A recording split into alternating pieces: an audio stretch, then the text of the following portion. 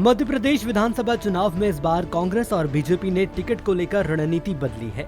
BJP 79 उम्मीदवारों के नामों का ऐलान कर चुकी है, जबकि कांग्रेस अब तक एक भी नाम घोषित नहीं कर सकी है। ये सब एक चुनावी रणनीति के तहत हो रहा है। दैनिक भास्कर की टीम ने 2013 और 2018 के कैंडिडेट्स लिस्ट का एनालिसिस किया। सबसे पहले आपको बताते हैं 2023 में भाजपा और कांग्रेस ने रणनीति में क्या बदलाव किया। बीजेपी की रणनीति, चुनाव की घोषणा से पहले लिस्ट जारी कर कांग्रेस पर दबाव बनाने की कोशिश। दूसरी लिस्ट में दिग्गजों को उतारकर नेतृत्व को लेकर सस्पेंस बनाया। हारी हुई सीटों पर ही सबसे ज्यादा फोकस।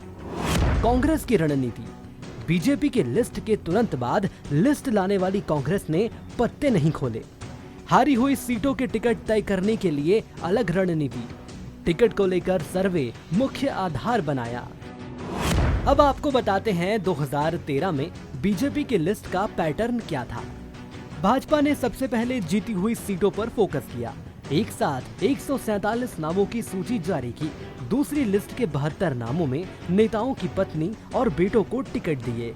तीसरी लिस्ट में उन सीटों की घोषणा की जिसमें आखिरी वक्त तक मशक्कत चलती रही।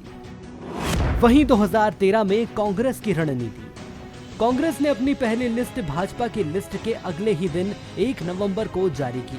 115 प्रत्याशियों की सूची में कांग्रेस ने 22 हारे हुए और 35 नए चेहरों को जगह दी। केवल एक गोहद के तत्कालीन विधायक रणवीर सिंह का टिकट काटकर मेवाराम को टिकट दिया था। 2018 में बीजेपी की पहली लिस्ट का क्या पैटर्न था। भाजपा ने 2018 में भी टिकट बांटने के पैटर्न में 2013 का मॉडल अपनाया। पहली ही लिस्ट में 177 नाम घोषित किए। इसमें मुख्यमंत्री शिवराज सहित तमाम बड़े नेताओं के नाम शामिल थे। वहीं 2018 में कांग्रेस की लिस्ट का क्या पैटर्न था। कांग्रेस ने भी टिकट बांटने में भाजपा की मेगा लिस्ट को फॉलो किया। पहली ही लिस्ट 155 नामों की आई। ज्यादातर उन्हीं सीटों पर उम्मीदवार घोषित किए जिसमें पहले भाजपा घोषित कर चुकी थी। 2023 के विधानसभा चुनाव को लेकर बीजेपी ने अब तक 3 सूची जारी की है, जिसमें 7 सांसदों को मैदान में उतारा है। खास बात यह है कि अब तक शिवराज सिंह चौहान के नाम का ऐलान नहीं हुआ। पिछले 2013 और 2018 के चुनाव में पहली लिस्ट में उनका नाम शामिल था।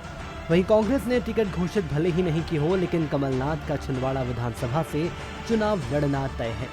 दैनिक भास्कर के लिए भोपाल से आशीष उर्मलिया की रिपोर्ट।